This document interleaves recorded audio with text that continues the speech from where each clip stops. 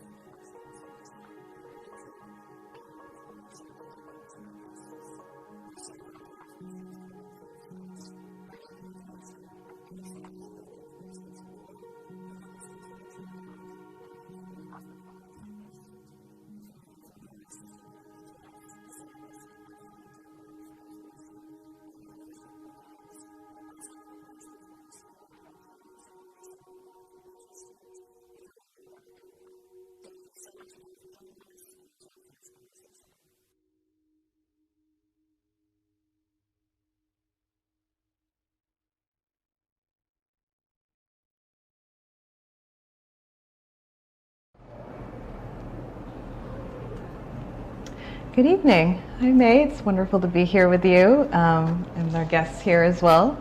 Congratulations on the book. It's been wonderful to see how well received it's been. Thank you, and thanks to the museum for having us here tonight.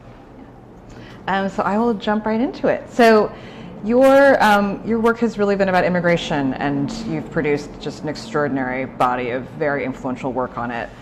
What led you from immigration to looking at all of these gold rushes around the world?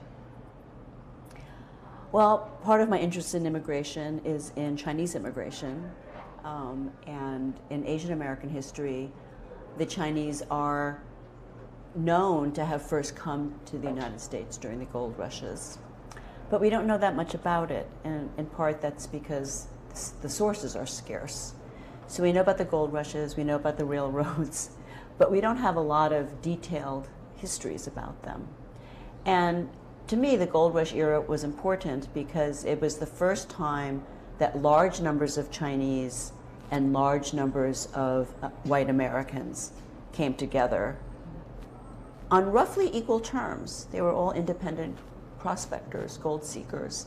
And so it was a different kind of situation than, say, in Canton or Guangzhou, where you had a small number of European traders, and then you had all of China, right? And so in California, you had people from all over the world. Really, it was an international contact zone, and the Chinese were players just like any other people. So it was an interesting setup. So let's talk about gold itself. You know, obviously prized by many, many civilizations going back thousands of years. But why is it so important in the 19th century? Bring us up to how gold is perceived during this time and why so many people might be coming from around the world to these different spots to mine all this gold. Right. Gold is really fascinating because, as you said, you know, people have treasured it for millennia. It's beautiful, it's rare, it's precious. It's one of a very few number of metals that is pure, it's unalloyed, and it doesn't rust when it's exposed to air. And because it's scarce, it's also very valuable. So gold was always treasured as a mark of high social status, right? And gold is also everywhere. It's like on every continent, and it kind of washes down after thousands and thousands of years of mountain erosion, and it's in these little riverbeds. So people like indigenous peoples, they were aware of gold in their myths, but they didn't value it in the same way that Europeans and then Americans did as money. And so once gold became the money commodity, then it has a whole different meaning, because then it is how you get rich, how people get rich, how nations get rich, how empires get rich. And it only becomes possible for gold to have that kind of international standing as money when there's a lot of it. And the only way they could mine a lot of it was with capital investment, technologies, long distance transportation to bring workers, as well as to ship out the gold. Transportation needed to bring in other kinds of goods to feed the miners and clothe them. So it's actually only possible to mine that amount of gold in an advanced or advancing industrializing society. And it's all on the fringes, right? California, Australia, South Africa, they're in these areas that are undeveloped, and then they develop at an amazing rate.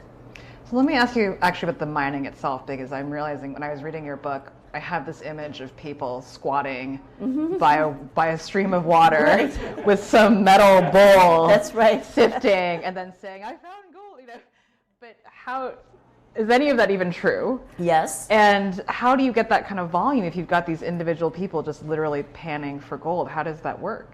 Well, that doesn't add up to huge volume. Right. Right. Yeah, individuals can stand in a river, and gold is heavier than anything else. So if you have a pan and you put dirt in it from the river bed and you swish it around and you wash it off, everything else will wash off, the gravel and everything else, and the gold will be left. And then miners developed kind of primitive methods, like there's a rocker, which is like a riffle board, and you wash the dirt down that and the gold remains in the riffles. So these are all fairly primitive methods used by individuals or small groups of people. And the river mining gives out fairly quickly. People, you can spot it in the water, but then it sounds like, can just wander in and start panning. But it's very random, so a lot of people fail at mining, and it's kind of random. It's like gambling. The people who really make money are the merchants, who come and sell foodstuffs or denim or canvas or tools to them. So gold becomes really profitable, or what they call payable, is when they dig into the mountains and they use much more sophisticated or relatively sophisticated technologies. So for a while in California, it was, so the problem with gold is you have to have water to wash it, right? So if you're not actually getting it from the river, you have to have a source of water. So they built miles and miles of flumes to bring water down from the tops of the mountains. Millions of dollars of investment. And then they also had a kind of mining called hydraulic mining, where they had, I guess you would liken it to a fire hose, and they would blast water against the side of a mountain. They destroyed mountainsides to get to the gravel and the gold that's really in the mountain. Rather than digging a tunnel into it, you blast the side of the mountain away. And that caused America's first environmental crisis, because all the detritus that went into the rivers, all the sludge, basically ruined farmland in California. And the question of mining rights versus farm rights, like who owns the land and who owns what's under the land, right? That was a legal question. So hydraulic mining is essentially outlawed by the 1880s, and that's America's first environmental protection law was against that. And then there's deep mining, which requires even more sophisticated technologies. That's fascinating. Yeah, because obviously the panning doesn't last long, No, and right. it soon turns into something else. And that's actually where a lot of tensions arise, because for the miners who were independent prospectors, their earnings drop, right? There's more and more people, and there's less and less gold, so their condition is more and more precarious, and so the question of luck, is even more important. And this creates a situation then when people either they give up mining or they go to work for wages for a company, which is a very different kind of way to make a living. And it's in that situation that politicians blame the Chinese for taking jobs from whites.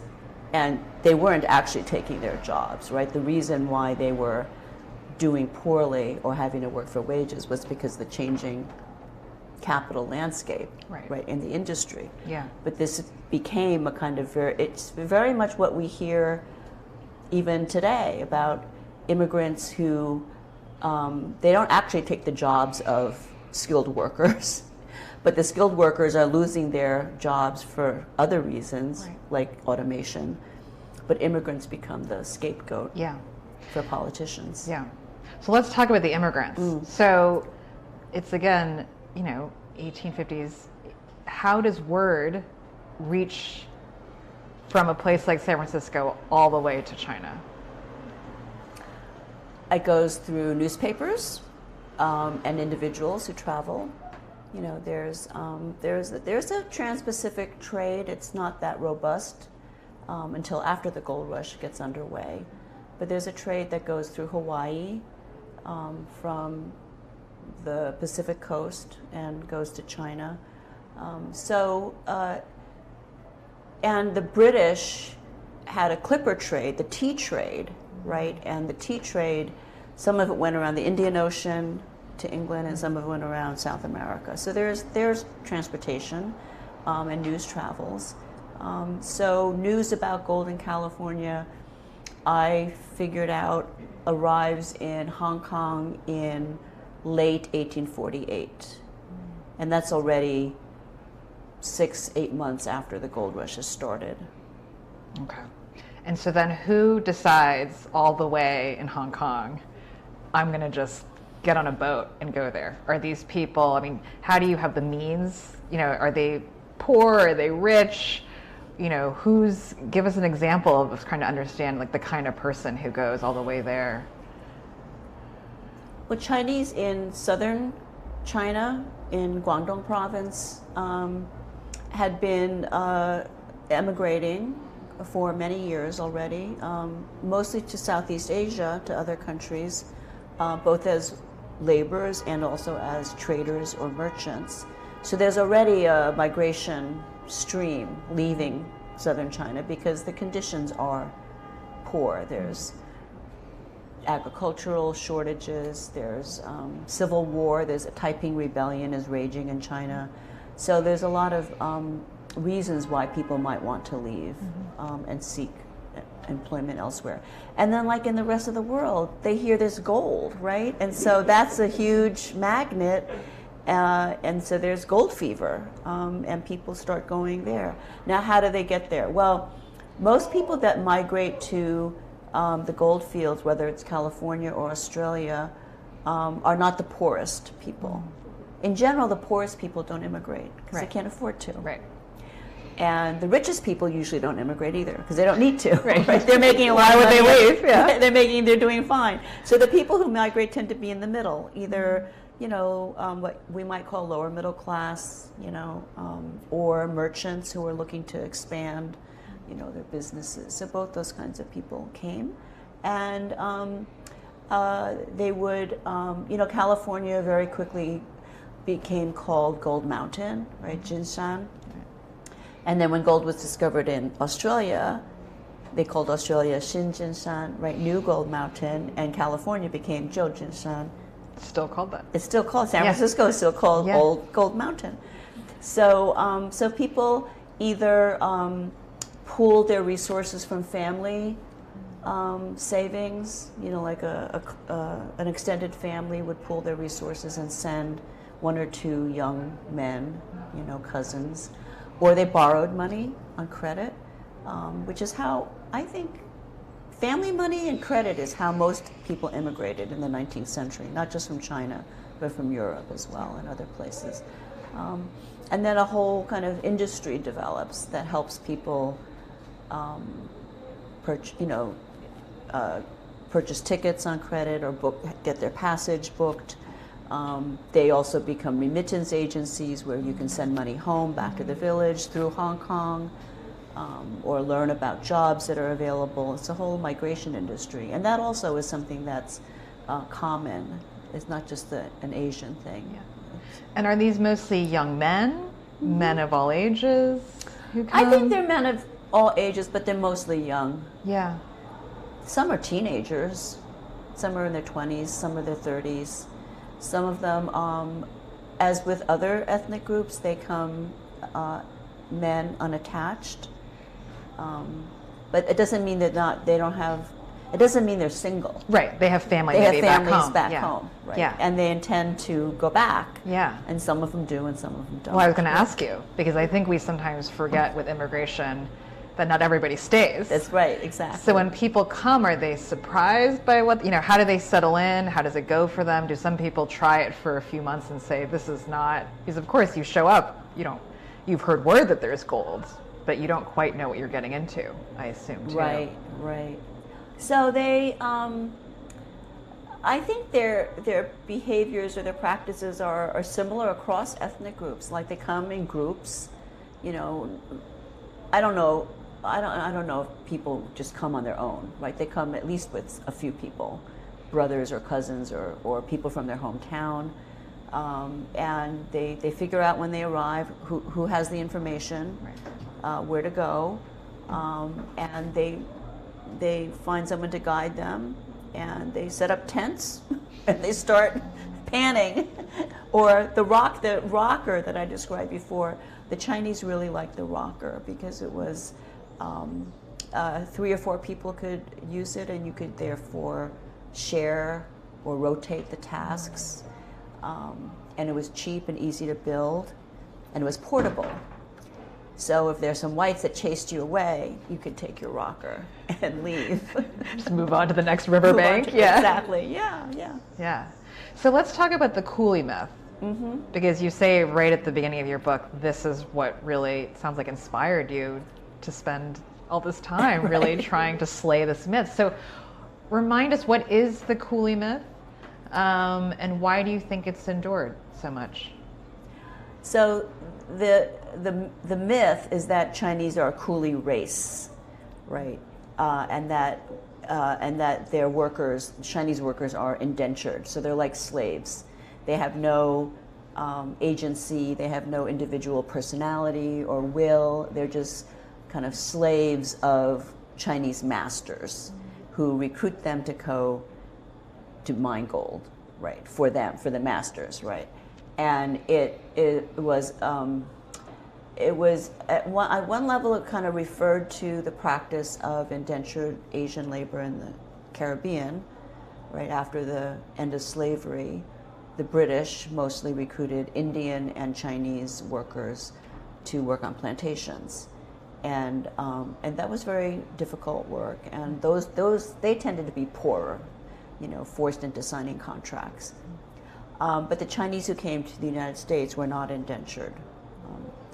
But the other racism that it drew upon was African slavery in the American South. So the Coulee myth was a kind of racial shorthand to compare Chinese to blacks and to say, look, they're not free either. And they're a threat to democracy, they're a threat to free labor. And because they're such a backward race, they're a servile race, they can never learn democracy. It was a kind of racial condition that precluded assimilation, precluded having any independent thought or political will. So that was the rationale for exclusion. How could you accept people who can never be citizens, who can never understand or practice democracy? And it was a lie. It was a lie. Chinese didn't come on contracts. So it was very, very much a kind of weapon of partisan politics, right? That the first governor of California, John Bigler, was in a tight race for re-election, and he figured out he needed to excite people to vote for him. And so he used the Coulee myth and the threat of a Chinese overtaking California to whip up sentiment among white miners who, as I said before, were nervous about their own prospects. Right? I'm curious, without a political figure like that stirring the pot, were people getting along otherwise? Like without someone whipping up the nationalism, how did people, like what were the actual relationships like between That's a really whites and important, Asians? that's such an important issue. If we think about the gold rush as a kind of fevered competition, then we can understand that everybody fought with everybody else. White Americans targeted Mexicans, people from Chile, people from, they didn't like the French, they didn't like Australians. The only people that they tolerated were Irish and German, but they didn't like, it was really a kind of function of competition. It was very simple to say, well, it's for Americans. It's not for you, it's for Americans. But with the Chinese, it added this twist that they were like slaves. So it had a more, I think, a more racist element to it. And it was more enduring.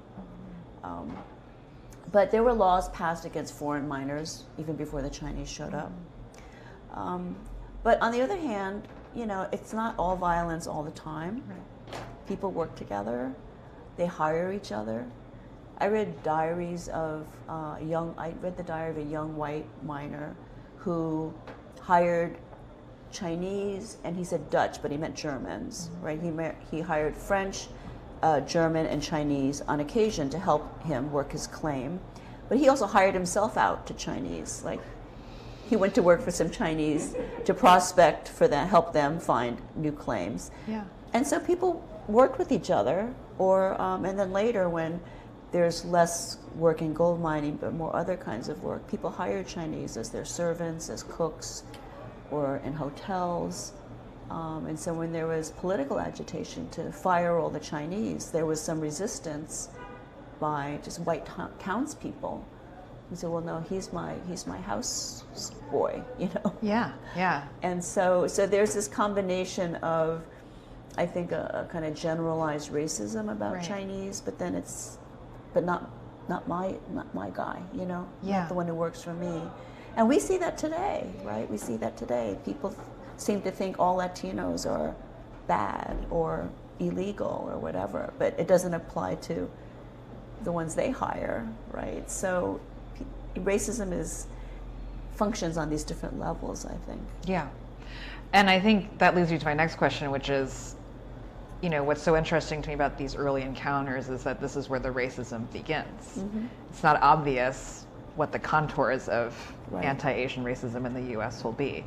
So to what degree do you think what's set up in these early years has endured? And how much do you think has changed too? Because we're not talking about, the people who come from China now are utterly, some still lower middle class, working class, but many of them not. It's a very different population. It's a completely different time. Right. So how do you think about the beginnings, the origins of this, and how it has and hasn't changed up to now in our present moment?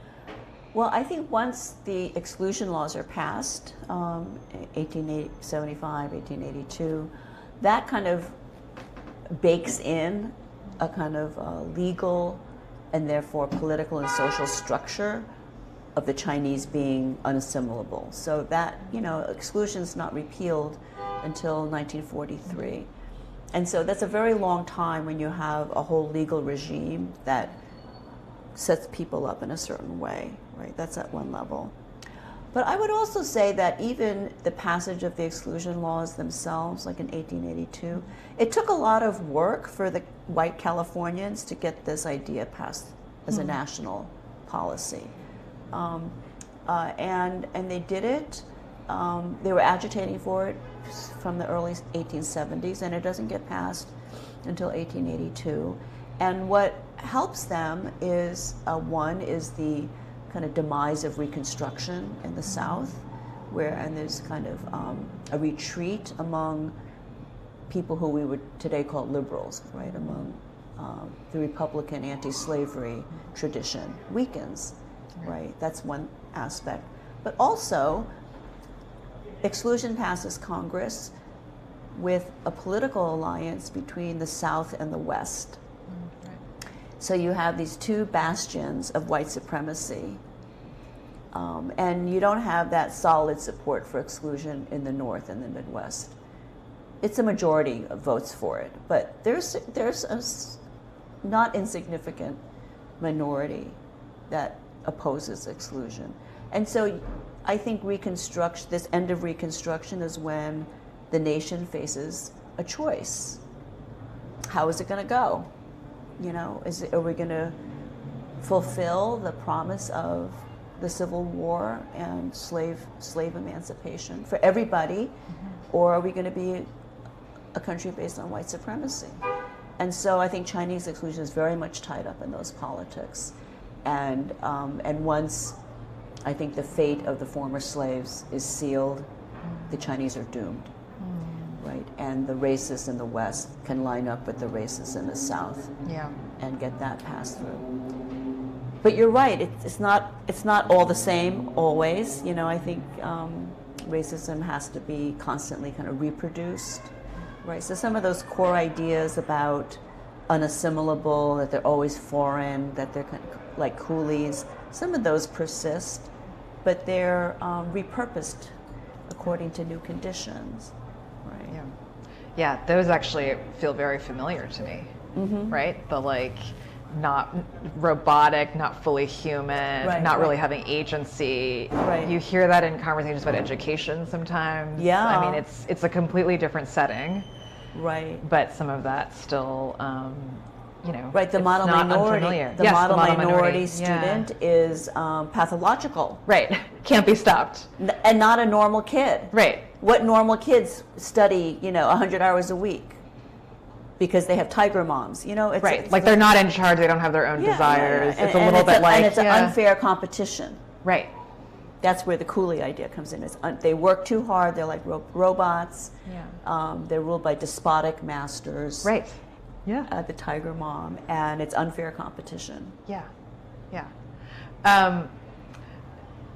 You also mentioned in your book that the Coulee Myth, though, is they're historians, essentially, right? Or history books. There's a way that it's sort of taught, right? It's not just that it's coming from these really, very nationalist California leaders from the 19th century. This too is like reified and reintroduced. Right. So why does it keep, why all that time? Where is it simply that we don't know enough about the individuals and that research which you've done so masterfully is just hard to do? Why does this, because in a way the history world sort of redoes the racism of the Coulee Myth. But then why does that happen? Yeah, but they didn't always do that. So there were a few scholars, not historians, but sociologists in the earlier 20th century who wrote about the Chinese in America. And they didn't say they were coolies. That wasn't their view.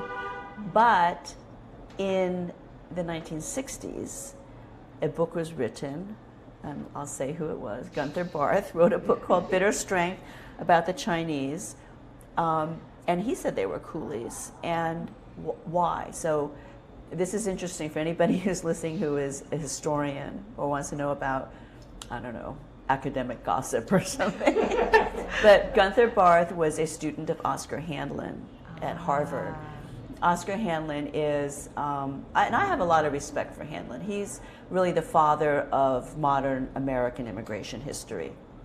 And almost nobody agrees with him anymore, but he was the one who wrote about immigrants as real people and not as a problem, right? And he wrote about Europeans. And so he had this very famous book called The Uprooted, about how immigrants in Europe basically came from peasant backgrounds, and they were uprooted, and then when they came to America, they were completely alienated. And their journey was one of assimilation, right? Becoming an American, leaving behind the village, the church, the family for the factory, the city, etc. So for Handlin and for Barth, the Chinese were the exception that proved the rule.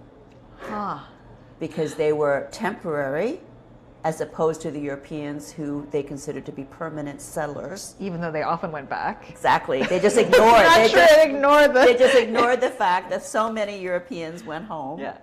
But they developed a theory, right, of immigration from Europe being one direction and permanent, and assimilation. And so the Chinese were not permanent, and they were not free labor, so they couldn't assimilate. So, and Hanlon actually writes an introduction to Barth's book saying, see, this book proves my theory. So, okay, but there's more, because how did Barth make this argument if it actually isn't true? There's no proof, yeah. So he relied on two big government hearings that were held in the 1870s, one in California in the state legislature and one run by the House of Congress. And the testimonies are thousands of pages long. So he did what historians say is a no-no. He cherry-picked quotes from people who said they were unfree. And he just ignored thousands of other pages where people said, no, actually, that's not true, And so it was a very bad practice for a scholar to just take the evidence that you like and discard the rest. But then other people quote him and quote those same testimonies. So it led me to suspect that that the next generation didn't even bother to go back and read the original evidence. They just took this, because the same quotes keep coming up. So I call it an Orientalist blind spot. Like, it was so easy for them to believe, they didn't need to go dig deeper into the sources. Yeah. It was commonsensical to them. So because it actually isn't that easy to do original research in the gold rush period, because the sources are very scattered and they're not all in one place, and you get a little bit here, you get somebody's diary here. Is there language stuff too? Yeah, there's some. There's some language? There's some, yeah. So you have to go through a lot of haystacks, collect some needles, and kind of put together a picture. But it was very easy then for historians to kind of repeat this claim. And then in a way, I think even for early Asian American historians, it was a way of, it was acceptable, because it was a way of saying, see how oppressed we were? That's right. We were just like the slaves. Yeah. So it was a kind of ironic bolstering of this bad theory. Yeah. That's so interesting that the oppression story plays into the racism about being powerless, passive. Right. And of course, no one questions that these people were oppressed because they're passive Asians. Right. I mean, they were oppressed. Right. They were. Yeah. But they didn't have to be under a contract. That's right. They didn't have to be slaves for the conditions. Like the conditions could have been not great. Right. Again, panning. Right. these aren't great jobs. But that's different from enslavement, contract labor, having no agency. And then the whole 9 yards. That it's not just that you're under a contract. It's even if you're not under a contract, you're like a servile race. Right. And so it doesn't even matter after a certain point what your job is, because you're going to undercut the standard of living for white people. Yeah. Let me ask you one more question before we get questions from the audience. Does that work? I always love asking people who do all this research, what surprised you the most, right? So you went in, you're like, I'm going to slay the Coulee Myth. Right. But then and you've spent so much time studying immigration, thinking about Chinese immigration and migrants. So what struck you as something that you really, going into this, did not expect to learn? At one level, I was surprised, but not that surprised, that it wasn't like all fighting all the time. That in daily life, people find ways to get along, survive, etc. But I think the thing that in my research was probably the most surprising was when I researched the Australian gold rushes. And they didn't call Chinese coolies. To me, it's so ubiquitous in California history. I expected to see it in Australia. Right. And And they didn't say they were, because they weren't slaves in Australia either, or contracted. So they didn't use the term slave or coolie in a kind of promiscuous way. So why is that? Well, there's no history of African slavery in Australia that you could use the Coulee myth as a shorthand for a racist association, right? The history of unfreedom in Australia is convict transportation, right? Those are poor white people, poor Irish and poor English. So the Coulee myth didn't have any traction. It didn't, you know, it just... It wouldn't work there. It didn't work. So they had other things they said. They're heathens, they waste water, you know, they don't bring their women, so they're immoral. You know, they had a lot of other stereotypes, but it was not a theory the way the Cooleyism became a theory in California. But then it does get imported into Australia later in the 1870s and 80s in kind of urban political contexts. And then the Coulee myth flowers in Australia. But it doesn't start on the goldfields. So that was the thing that surprised me, to understand how racism is really the product of local politics. Right. It's very specific It's because very it's specific, made right. by society. Right, exactly. Yeah. Great. Should we take some questions? Great. So we'll see if our audience in the room with us have any questions to start us out.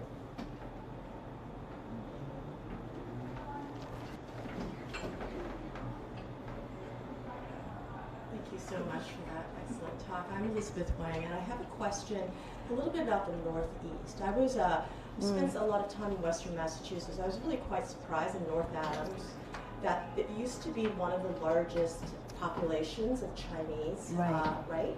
And so they came, they did the cheap labor, they left no trace. And then I was listening to something else, somewhere in the Carolinas, I think it was the Carolinas, same thing. The Chinese came, built some really important stuff, left no trace. And I think that a lot of it is not just that they didn't stay, but they were not allowed to stay because their wives, the women, or the unmarriageable women couldn't, you know, couldn't get a visa in. And also, I think, I mean, it really hurts me as a Chinese American person that the Chinese were not allowed to be citizens until well into the 1940s. And so I feel like those two pieces really leads me to one thing, which is the fact that it's erased.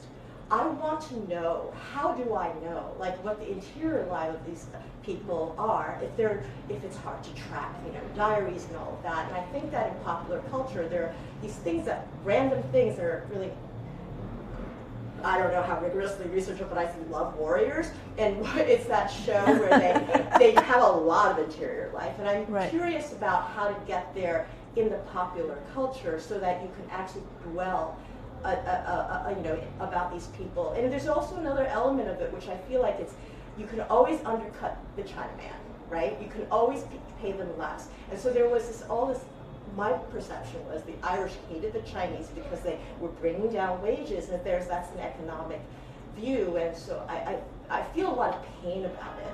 And I think my main question is, how do I get out of that box and into something like these are human beings?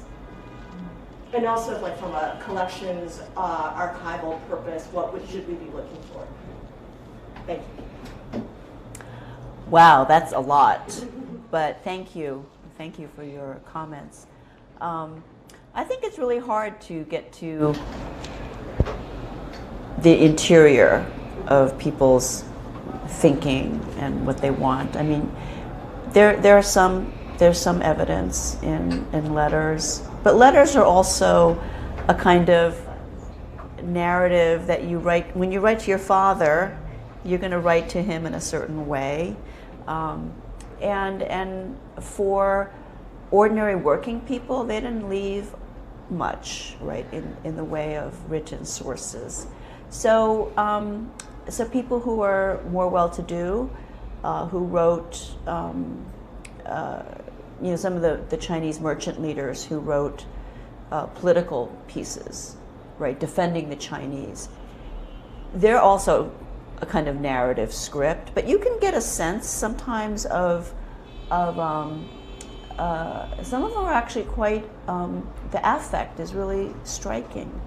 You know, like when they, during this incident when Bigler was attacking the Chinese, and there was a lot of violence against Chinese in the gold fields. And in one of the letters they wrote to him, they said, we're getting messages about how grown men, Chinese men, are sitting on the side of the mountains weeping. That's very moving, right? So I don't know if it gets to their interiority of their personalities, but it gets us closer to not only their experience of men crying on a mountainside, but how it affected people in San Francisco, right, who themselves were actually fairly well-to-do, right? There's also like one of the sources I used for my book was the poetry written by a Qing diplomat, which is beautiful. I mean, this is Huang Zhenxian. He was a Qing diplomat who spent the early 1880s in California. And if you read his poetry and you read his diplomatic telegrams to the ambassador in Washington, you read his correspondence, you get a sense of how he felt about the situation, right? So he has a very long poem called "The Expulsion of the Immigrants," about how the Chinese are treated in California, but also what it means for China and the world, right? What does it mean? He says that, you know, China is now the joke of mankind. And then I read about what he was doing, like after the exclusion laws passed and when they went into effect, I think which is in August of 1882, he went down to the wharf every single day to meet every incoming ship to make sure that Chinese who arrived were treated with respect and were not arbitrarily excluded. So he went to court to help. You know, there was a case of a Chinese merchant from, I think it was Panama, who came and he didn't have the exemption certificate. And the law actually said for Chinese merchants coming from China needed to have the exemption certificate that you obtain from the consul in China. So he said, why would somebody in Panama have to go to China to get the certificate to come in? And he actually won the case in court. And they did not demand those certificates of Chinese merchants coming from Central America. So I found all of this very moving, you know, because I got a sense of his commitment. Also, he leaves. When he leaves, he's exhausted. You could read it in his telegrams and his. He doesn't say I'm exhausted, but you can tell he's exhausted. So there are ways that you can imagine a person's life and their affective life if you think deeply about things. I mean, you know, the lawsuit is just a lawsuit, right? It's written in very formal language, etc. But if you know, do the research and you understand more what's going on and you hear his arguments, it's actually quite, you know, we can expand our knowledge of them as real people, right? But it's very hard to get to the ordinary person, the worker. They don't leave. I mean, you know, Angel Island is full of poetry written on the walls by Chinese who were detained there. Those were not scholars, those were ordinary people. So we have some traces like that. And certainly just chiming in from the Tenement Museum perspective, it's so important to what we do here is trying to find that sense of ordinary people's lives where they might not be present on the historic record. So thank you for your question and your sharing, Elizabeth. Does anyone else in the room have a question? Oh, hi, thank you for this wonderful talk and the work that you do as a historian and an author. I have two questions. What experiences from this era do you think would be most resonant for Asian Americans to hear right now and for other people from the United States to hear right now? That's part one. Okay. Do you want to share part two in case it okay. connects? Sure. I know that when people of color research their own histories, it can be a very tough experience because you're reading traumatic material. Sometimes you're reading material that shows you it was worse than you realized. How can people cope when they're doing this kind of work? I'm thinking about Iris Chang and what happened when she wrote her books and she didn't finish and she didn't survive. So on the first point, as we were talking about politics, right, racism being political, and being produced from specific political and historical circumstances. I think that, to me, is the biggest lesson in my work, to show that it's not some kind of product of human nature, but it's always a political project. I mean, people have different ways of reacting to people who are different. That's one thing. I'm not saying that people are just naturally all friendly with everybody, but the kind of racism that we're talking about is a political project. And if we can understand that it's a political project, then we can also think about how we would change it, right? As I said, like in the 1880s, Americans had a choice.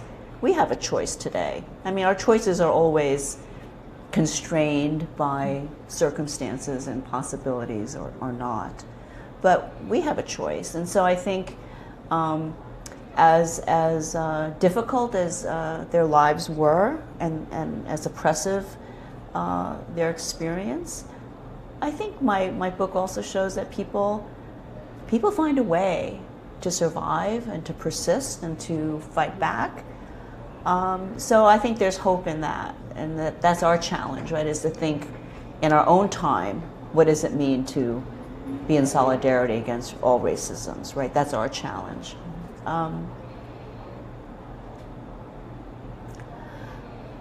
Well, there are moments in when I was in the archive where I wept, you know, and it is hard. But I think if you are a serious student and a serious historian, you work through that because we're working, we have a job that we're doing. I don't mean literally a job where you're being paid, but you know, we have a project. And so I think that, you know, I don't know, I'm an older generation. I think the younger people get much more upset about things today. I don't know if I just went out on a limb there, but I think we have to, we can't let that control how we do our research, right? And I don't know if, I didn't know Iris Chang. I think it's tragic, you know, how her life ended. I don't know if it had anything to do with her research. I think that's kind of speculative, you know. So I think, you know, you need if you're asking for advice for you know, students who are interested in historical research, or not just students, but anybody who's interested in historical research, I think you need to read everything you can get your hands on before you start, and then you have some context, and you may not, and everything you read may not agree with each other, and that's part of your challenge, is to synthesize what you know. So when you go into an archive, when you look at documents, like a letter or a diary, something, you can put it in some broader context.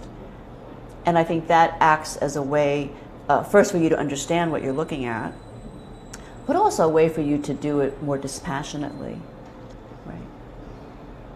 So I don't know if I answered your question. Oh no, this is very insightful, okay. Thank you. Sure, I think we have an addition to that from someone else in the audience. I was just going to share, to add to what Mae was saying, I couldn't help but think just last week we had the opportunity to meet Michael Twitty, who wrote a book called The Cooking Gene. So he delved into his family history, but instead of just creating a family tree, he traveled through the South and traveled to Africa to understand not just like where his ancestors who had been enslaved, where they lived, but the work that they did. And it was very, obviously, unquestionably painful, but he viewed it and the way he spoke of it as a way to, reclaim history, to be able to tell stories, to be able to tell aspects of the stories that hadn't been told, and by using food, tell the story of women, tell this, like, all sorts of things that he was able to kind of tell it, not diminishing the pain, but showing the resilience that grows from owning the story and telling it. So I think there's something empowering about searching through stories. But I will say that for writers or for any kind of creative process, people channel their pain in different ways, right? Some of the most beautiful poetry or fiction comes out of an author's pain, right? And what they write is a way of how they deal with it, right? To create some prose or poetry or a play or something, and then that's shared with the rest of us, right? So I think, my kind of hard-headed view, if you read everything and you go to the archive, that's one way of dealing with pain. It's not the only way. I think there's lots of ways that people process, and the more we try to get close to people in the past, because you can never actually know them. You can never actually know their interior. They're gone. And they lived in a completely different world than ours, so we can imagine, but we can't know them. You can never really know them. You can get as close as you try. You need to try to get as close as you can. But I think we also have to understand that we'll never really know them. Can I ask on that? I mean, I feel like history, your question is so interesting because it is painful, but then I think it's so clarifying as it tells you that everything comes from something. Mm-hmm. So just to ask you personally, I mean, does all of this, you've really traced the origins in the US certainly of anti-Chinese racism. Does having that knowledge help you when things feel hard today, right? Which they do in New York right now. Right. Does that help you, or how does that, or do you not connect these things? How do you bring that knowledge into your own feelings nowadays? I think it helps insofar as I have a better understanding of that it's not some natural thing, racism. That it's a political project of some people who have interests and who gain from it, and so I think that's where I find hope. It's hard to have hope these days. The world is not a pretty place right now, and so it's hard to be optimistic. I wouldn't say I'm optimistic. Mm. I would say that it's important for us to always have some hope in humankind. Thank you everyone so much for bringing in your perspectives and questions here. I want to bring in a question from the virtual audience, which I think actually connects to some of what we've been talking about. How do you learn the histories of historically marginalized and excluded groups? Brandon was wondering, what, if anything, is known about the relationships between Chinese and Native people who are in California at this time period? We don't know a lot. The Chinese were, I would say, part of a general trend of in migration that displaced and dispossessed Native peoples. So I get this question a lot. People want me to tell them that there was a solidarity between indigenous and Chinese. I don't see it.